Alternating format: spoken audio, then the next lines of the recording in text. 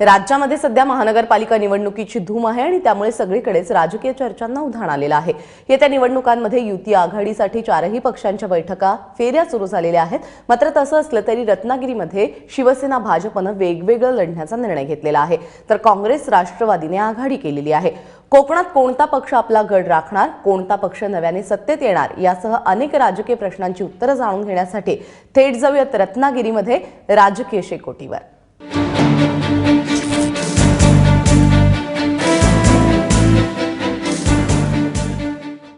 गेले काही दिवस कोकणातील हवामानाचा पारा काहीसा खाली गेलाय। मात्र जिल्हा परिषद पंचायत समितीच्या निवडणुकांची घोषणा झाल्यामुळे कोकणातील गावागावातील वाड्या वस्त्यांमध्ये राजकीय वातावरण चांगलंच तापायला लागले। आपण सुरुवात करूया भाजपाचे जिल्हाध्यक्ष माजी आमदार बाळासाहेब माने यांच्यापासून। काय असं झालं की मित्रांनो फार विश्वासात घेतलं नाही, फारच 5 वर्षात फरफट झाली, का असा निर्णय घ्यावा लागला की आपली ताकदीवर निवडणुकीला सामोरं जावं लागतंय? नाही, मुळात असं आहे की भारतीय जनता पार्टी हा एक वेगळा पक्ष आहे, शिवसेना हा वेगळा पक्ष आहे। दोघांच्या विचारधारा वेगवेगळ्या आहेत। कोणी एकेकाळी काँग्रेसला सत्तेपासून दूर ठेवण्यासाठी शिवसेना भारतीय जनता पार्टी अशा प्रकारची युती झाली आणि जिल्ह्यामध्ये 1990 ते 2016 पर्यंत ही युती राहिली। परंतु आज भारतीय जनता पार्टी पार्लमेंट ते पंचायत अशा प्रकारचा नारा घेऊन मोदी साहेबांच्या आणि देवेंद्र फडणवीस साहेबांच्या ज्या योजना आहेत त्या सामान्य माणसापर्यंत घेऊन जायच्या असतील तर संघटनेच्या माध्यमातून, सत्तेच्या माध्यमातून या निवडणुका आम्हाला जिंकणं आवश्यक आहे आणि म्हणून भारतीय जनता पार्टी स्वबळावती रत्नागिरी जिल्ह्यामध्ये वेगळ्या निवडणुका लढवते। अनेक कमिटमेंट्स शिवसेनेनं दिल्या होत्या। शिवसेनेची ताकद मोठी आहे, भाजपापेक्षा अधिक होती गेल्या 5 वर्षापूर्वीची। का अशा पद्धतीनं वागणूक झाली आणि कशा पद्धतीनं शिवसेना आणि भाजपातले संबंध राहिले गेल्या 5 वर्षामधले? 5 वर्षापूर्वी जेव्हा जिल्हा परिषदेच्या निवडणुका झाल्या त्याच्यात निर्विवाद शिवसेना भाजपची युती होती। पण गेल्या 2014 सालापासून जेव्हा युती तुटली तेव्हापासून ज्या कमिटमेंट आम्ही लोकांना दिल्या होत्या त्या फुलफिल करू शकलो नाही, ही अजूनही खंत आहे, हे नक्कीच आहे। भाजपचा जो उपाध्यक्ष जो बसला, जिल्हा परिषदेचा उपाध्यक्ष बसला, हा शिवसेनेच्या माध्यमातूनच बसला, हे सुद्धा तितकंच खरं आहे।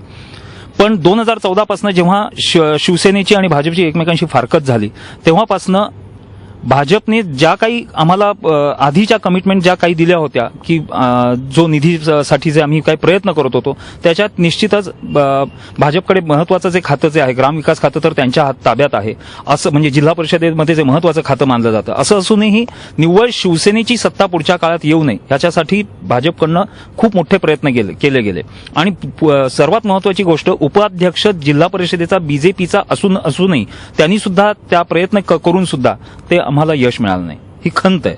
कामत साहेब, शिवसेना भाजपाचे संबंध नगरपालिकेच्या निवडणूक तुम्ही पाहिले होते, इथेही खूप ताणले गेले होते, दोघेही पक्ष वेगवेगळे लढले, निकाल समोर आला।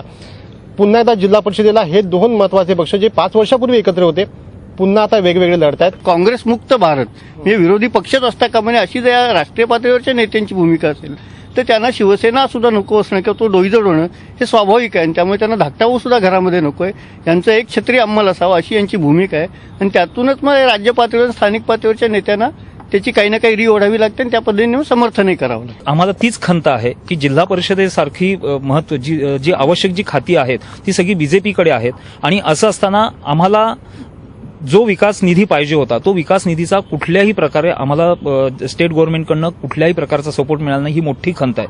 आम्ही खूप प्रयत्न केले असतील पण त्याचा आम्हाला बीजेपीने साथ दिली नाही। जे ग्रामीण रस्ते विकसित व्हायला पाहिजे होते त्याच्याकरता आज मुख्यमंत्री ग्रामसडक योजना ही आम्ही आणलेली आहे आणि प्रधानमंत्री ग्रामसडक योजना तेव्हा थोडे 1.5-2 वर्ष याच्यामध्ये प्रस्ताव तयार करणं वगैरे तांत्रिक मान्यता ह्याच्याकरता गेलेले आहेत, परंतु आगामी निवडणुका झाल्यानंतर हा सगळा निधी येईल। जसं शिवसेना भाजपने निर्णय जाहीर केला की आपण स्वबळावर निवडणूक लढवतोय, आघाडीबाबत आघाडीचं घोडं अजून चर्चेमध्येच अडकलंय आणि आपल्याबरोबर माजी जिल्हाध्यक्ष आहेत कुमार शेटे। शेटे साहेब, नेमकी काय स्थिती आहे? आघाडीबाबत काय निर्णय झालाय का? राष्ट्रवादीची नेमकी भूमिका या सगळ्यामध्ये काय असेल?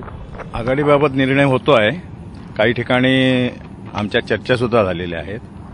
आम्हाला उलट काही प्लस पॉईंट आहेत।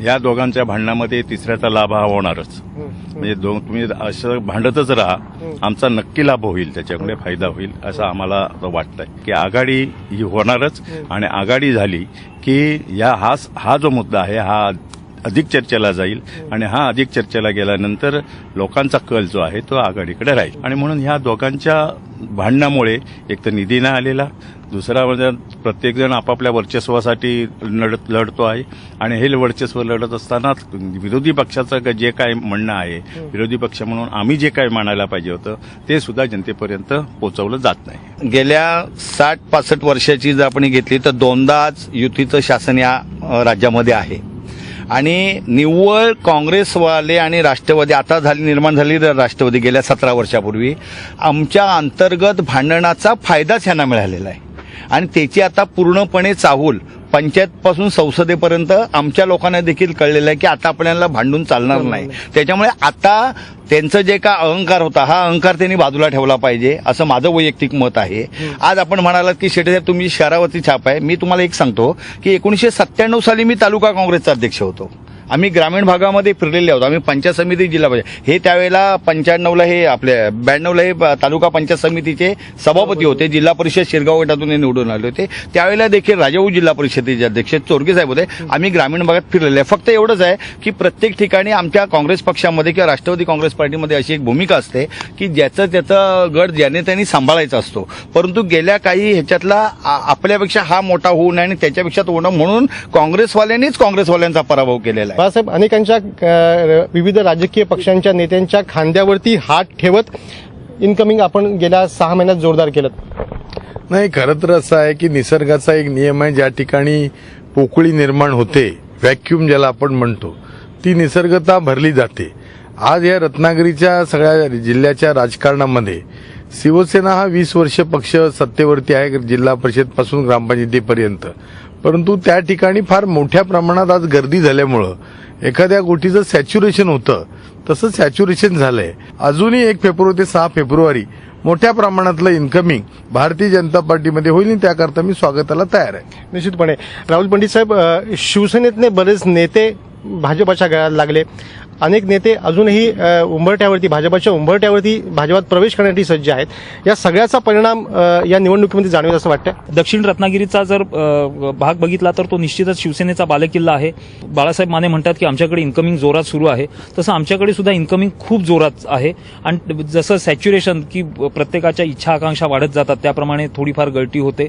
तर ठीक आहे, गेले ते आपले काय मावळे म्हणतात ना, कावळे असं जे आहे प्रकार मधल्या काळात ज्या काय पेपरमधल्या वावड्या उठत होत्या त्या तितक्याच खोट्या आहेत.